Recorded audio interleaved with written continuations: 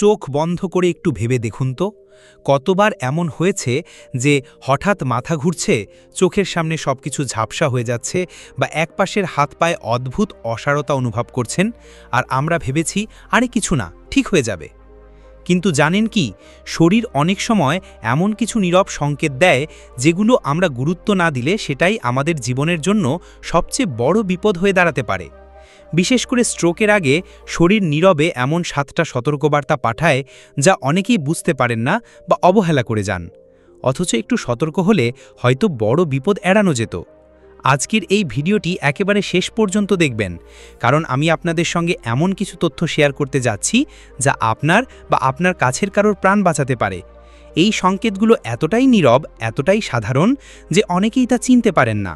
অথচ সময় মতো জেনে চিকিৎসকের পরামর্শ নিলে স্ট্রোকের মতো মারাত্মক বিপদ থেকে বাঁচা সম্ভব।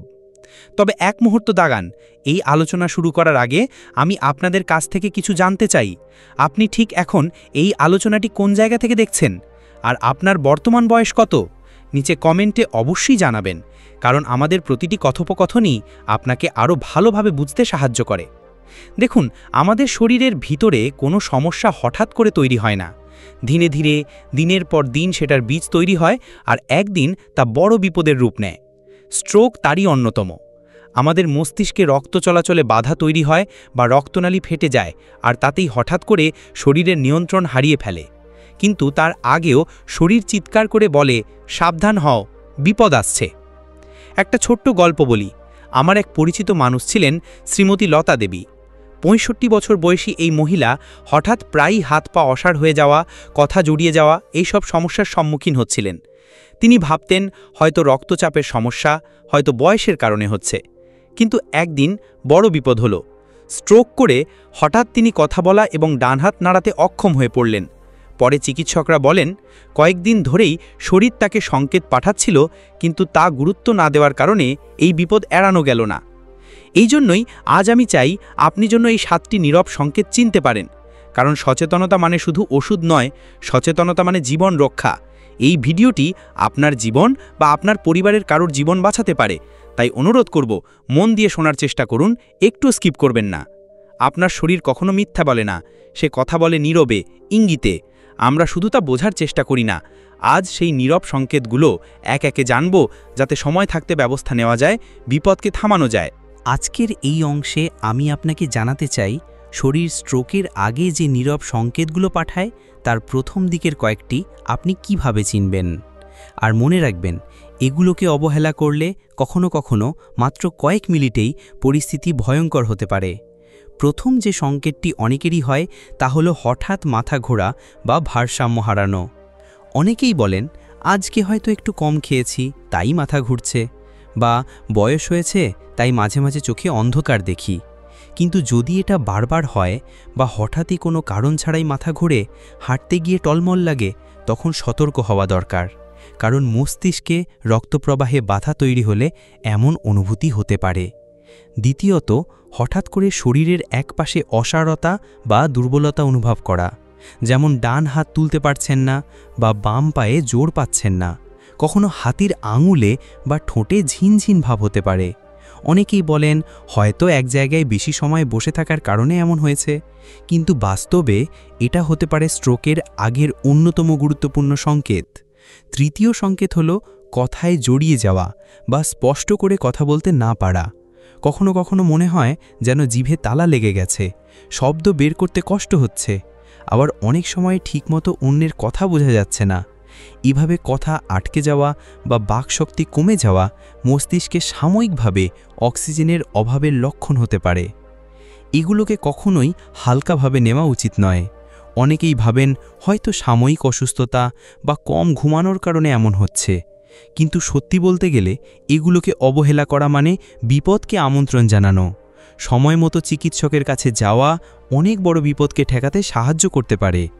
তবে পরের পয়েন্টে যাওয়ার আগে আপনার কাছে একটি ছোট্ট অনুরোধ রইল। আমার এই চ্যানেল সুস্থ লাইফ শুধু একটি ইউটিউব প্ল্যাটফর্ম নয়, এটি আমাদের একটি পরিবার, যেখানে আমি এবং আপনি একসঙ্গে চেষ্টা করি 60 বছরের ঊর্ধ্বে সকল মানুষের জীবনে একটু স্বাস্থ্য, একটু সচেতনতা এবং একটু ভালো থাকার আলোর দিশা এনে দিতে। আমি নিয়মিত আপনাদের জন্য নিয়ে আসি এমন সব গুরুত্বপূর্ণ তথ্য যেগুলো আপনার বা আপনার কাছের মানুষের জীবনে বাস্তব উপকারে আসতে পারে। তাই অনুরোধ করব, এই আলোচনা যদি আপনার ভালো লাগছে তাহলে একবার লাইক করে দিন আর চ্যানেলটি সাবস্ক্রাইব করে রাখুন, যাতে ভবিষ্যতে এমন কোনো গুরুত্বপূর্ণ তথ্য আপনার চোখ এড়িয়ে না যায়। আসুন এখন আমরা পরের কিছু নীরব সংকেতের দিকে নজর দিই, যা অনেক সময় আমাদের চোখ এড়িয়ে যায়, অথচ বড় বিপদের বার্তা নিয়ে আসে। কিছুক্ষণ আগে আমরা দেখলাম স্ট্রোকের আগে শরীর কিভাবে মাথা ঘোরা, অসাড়তা বা কথা জড়িয়ে যাওয়ার মতো সংকেত দিয়ে সতর্ক করতে পারে। কিন্তু এখানেই শেষ নয়, শরীরের ভেতর আরও কিছু নীরব পরিবর্তন হয়, যেগুলো আমরা প্রায়শই গুরুত্ব দেই না, অথচ এগুলোকে সময় মতো চিনে নিলে বড় বিপদকে এড়িয়ে যাওয়া সম্ভব। চতুর্থ সংকেতটি হল হঠাৎ দৃষ্টিশক্তিতে সমস্যা দেখা দেওয়া। অনেকেই বলেন হঠাৎ যেন চোখে ঝাপসা দেখছি অথবা এক চোখ দিয়ে কম দেখছি। কখনো আবার মনে হয় চোখের সামনে অদ্ভুত আলোর রেখা দেখা যাচ্ছে বা দৃষ্টিপটে অস্বাভাবিক ছায়া পড়ছে। আমরা অনেক সময় ভাবি বয়সের কারণে চোখের সমস্যা বাড়ছে, কিন্তু হঠাৎ করে এমন হলে তা মস্তিষ্কে রক্তপ্রবাহে ব্যাঘাতের ইঙ্গিত হতে পারে। এই ছোট্ট পরিবর্তনটিকে কখনো অবহেলা করা উচিত নয়। পঞ্চম সংকেত হল হঠাৎ তীব্র মাথা ব্যথা শুরু হওয়া, যা আগে কখনো হয়নি।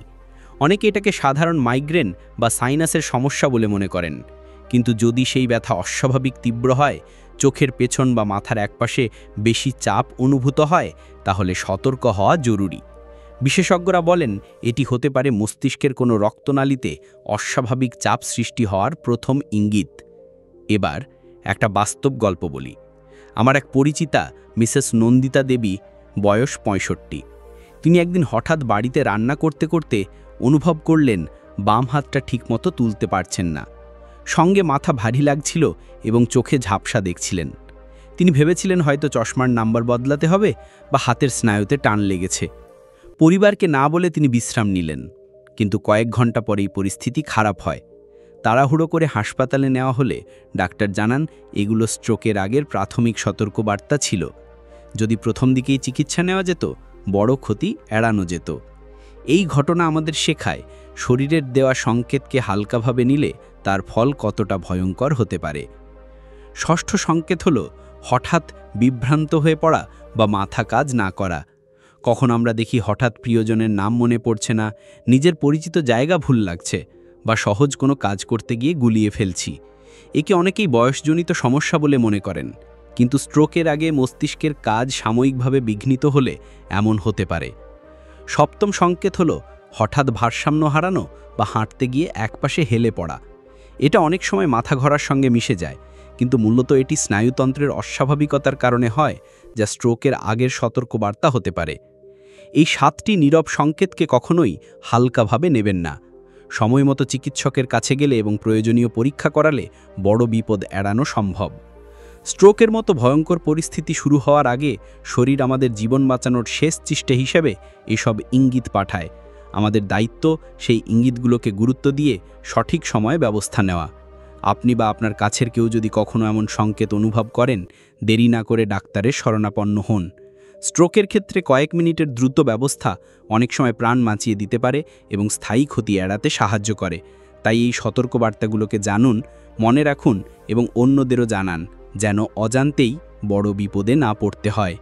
এখন পর্যন্ত আমরা দেখেছি শরীর কিভাবে স্ট্রোকের আগে নানা ধরনের সতর্ক সংকেত পাঠায়, কিন্তু আরও কিছু গুরুত্বপূর্ণ দিক আছে যা আমরা প্রায়শই ভুলে যাই। এগুলো হয়তো সরাসরি অসাড়তা বা কথা আটকে যাওয়ার মতো চোখে পড়ে না, কিন্তু মস্তিষ্কের ভেতরে চলতে থাকা সমস্যার নিঃশব্দ বার্তা হিসেবে দেখা দেয়।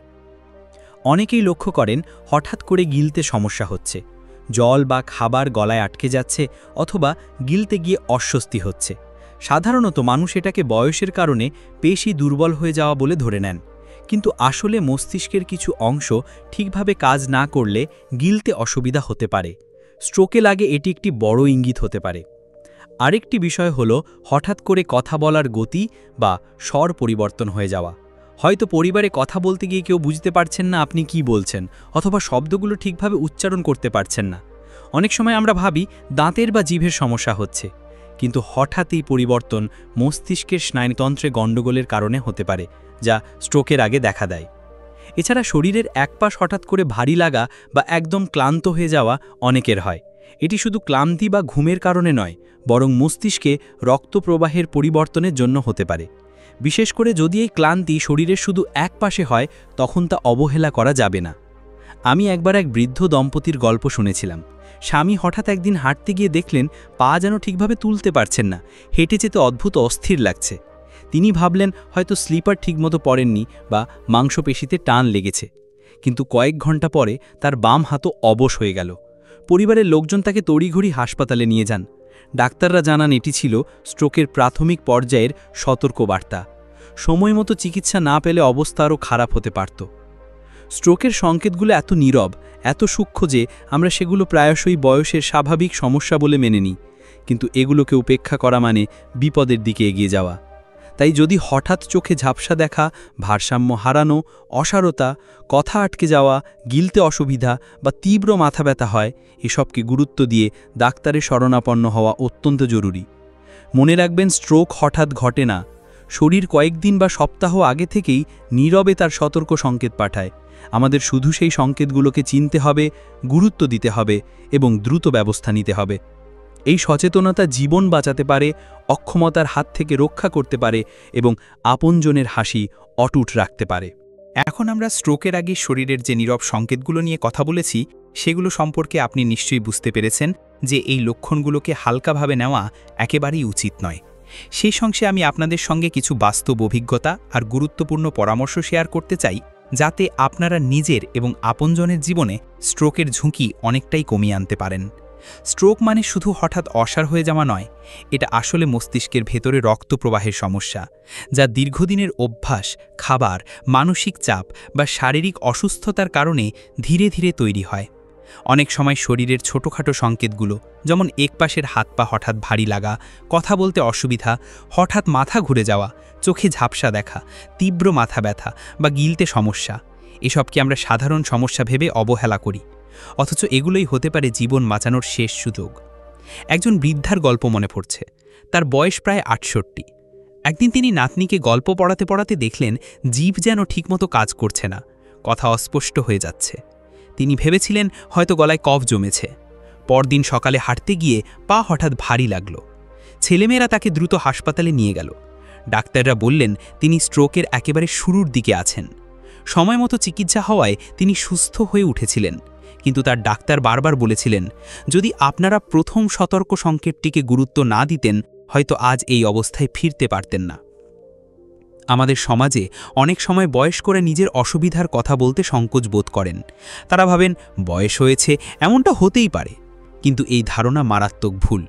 যে কোনো অস্বাভাবিক পরিবর্তনকে গুরুত্ব দেওয়া জরুরি।